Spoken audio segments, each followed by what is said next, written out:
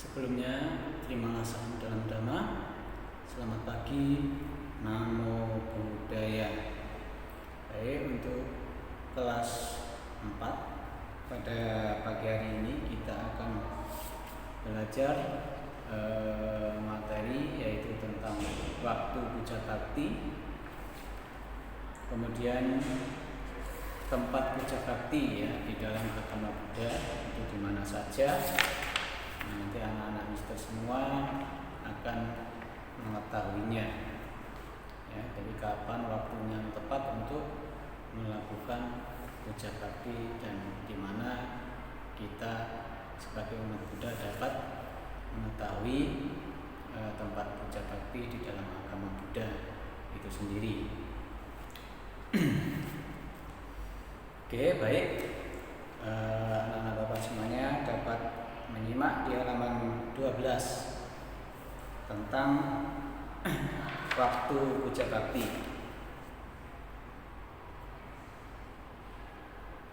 Pada umumnya ya, wihara atau cetia melakukan puja bakti pada hari Minggu atau hari raya agama Buddha. Nah, kebaktian atau puja bakti juga dilakukan pada hari-hari Uposatha ya, hari-hari Uposatha itu pada tanggal 1, 8, 15 dan 23 menurut lunar kalender ya, atau kalender bulan. Jadi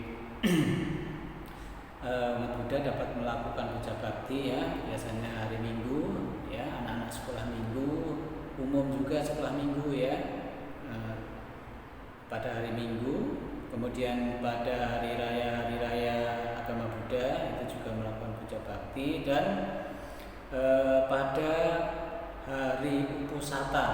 Nah, hari Uposatha itu kalender bulan ya, kalender bulan yang anak mister, yaitu tanggal 1, tanggal 8, tanggal 15, tanggal 23 ya. Jadi saat kan kalau malam hari ada bulan purnama ya. Nah, kalau pada bulan purnama itu, kalau di kalender bulan itu tanggal 15 ya. Jadi umat Buddha puja bakti, atau dalam bahasa Tionghoanya ya, itu capgu.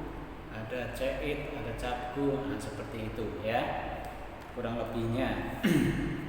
Nah, itu adalah waktu puja bakti. Ketika pergi ke wihara kita harus berpakaian dengan rapi dan sopan. Nah, tidak baik hanya memakai baju kaos saja atau menggunakan celana pendek. Datanglah ke wihara dengan berpakaian yang pantas, rapi dan bersih, sebab kita datang untuk menghormat dan bersujud kepada Buddha, guru kita yang mulia, sehingga kita harus bersikap sopan, rapi dan bersih. Di lingkungan wihara kita harus berlaku santun dan senantiasa menjaga ketenangan, tidak berlari ke sana kemari, tidak tidur-tiduran di ruang puja bakti, berbicara dengan suara yang lembut, tidak berteriak-teriak ketika menyapa atau bertemu dengan teman, menyapa biku dan teman-temannya dengan bersikap anjali dan mengucapkan Namo Buddhaya, Amitofo atau salam Buddhis lainnya. Kita juga selayaknya selalu menjaga kebersihan di lingkungan wihara ya, berarti tidak boleh buang sampah sembarangan. Jika melihat sampah di jalanan wihara, sebaiknya kita mengambil dan membuangnya di tempat sampah yang sudah disediakan. Dengan selalu menjaga kebersihan, kita melatih diri hidup dengan sehat dan bebas dari penyakit. Kita hendaknya melakukan puja bakti setiap hari di pagi dan sore hari. Melakukan puja bakti di pagi hari adalah untuk meneguhkan niat kita berbuat baik di sepanjang hari berdasarkan ajaran Dhamma. Melakukan puja bakti di sore hari untuk melihat kembali hal-hal baik yang telah kita perbuat sepanjang hari, baik yang disadari maupun tidak disadari, dan berjanji untuk senantiasa menambah perbuatan baik kita pada hari-hari selanjutnya. Nah, jadi dari pada bacaan tersebut. Jadi kurang lebih ya umat Buddha itu setiap harinya melakukan puja bakti 2 kali ya, minimalnya pagi dan sore hari.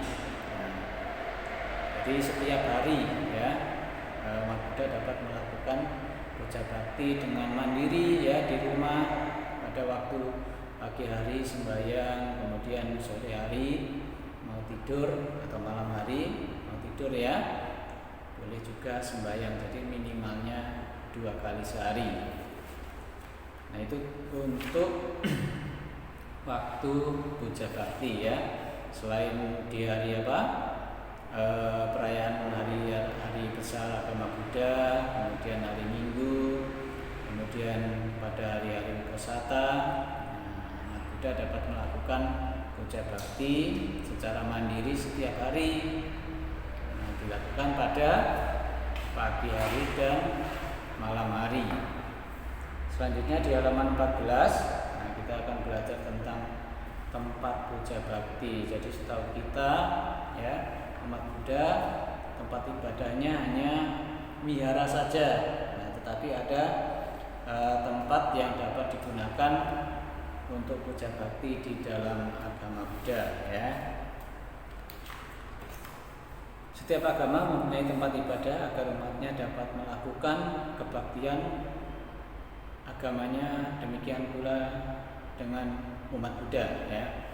Tempat untuk melaksanakan puja bakti antara lain yang A ya, yaitu wihara.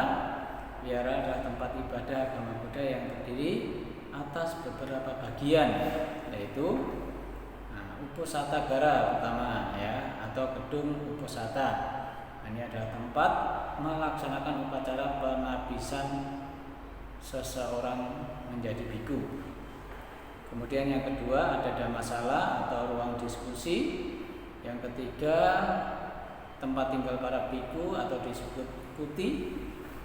Ada ruang perpustakaan, ada ruang serbaguna, dapur dan lain-lain. Nah itu di wihara. Kemudian yang B ya, cetia.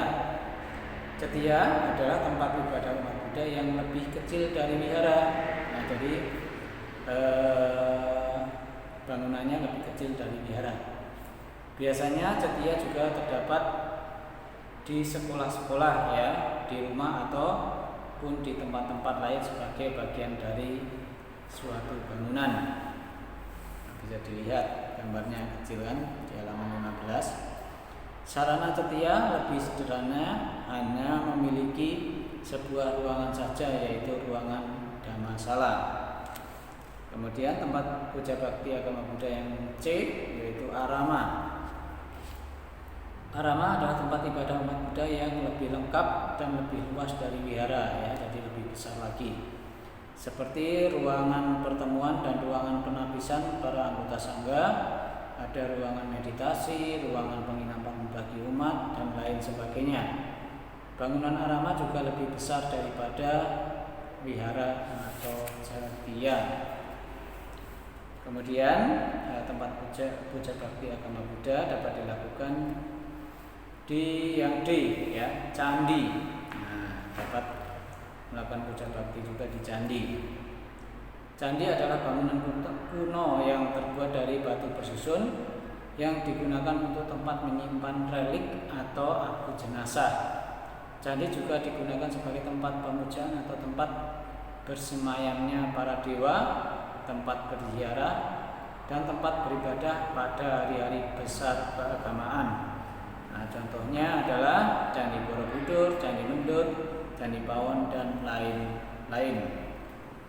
Kemudian yang terakhir tempat puja bakti agama Buddha yang E yaitu adalah pagoda. Nah, bisa dilihat ya pagoda itu seperti apa.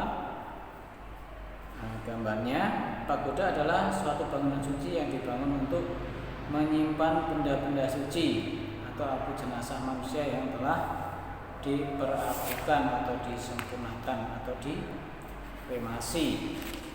Nah, biasanya bangunan pagoda berbentuk segi 4, segi 6, atau segi 8 dan mempunyai tiang tingkatan dalam jumlah ganjil ya. Ada seperti 3, 5, 7 tingkat, 9 ya. Pokoknya dalam jumlah ganjil. Nah, itu adalah tempat yang dapat digunakan oleh umat Buddha untuk puja bakti. Oke, baiklah anak-anak Bapak semuanya, untuk kelas 4 pagi hari ini kita sudah belajar tentang waktu puja bakti ya di dalam agama Buddha dan tempat-tempat yang dapat digunakan sebagai tempat puja bakti di dalam agama Buddha ya. Oke, baiklah. Terima kasih atas perhatiannya pada kesempatan hari ini, anak-anak mister semua ya. Akhir kata dari Bapak, selamat pagi, terimalah salam dalam Dhamma, Namo Buddhaya.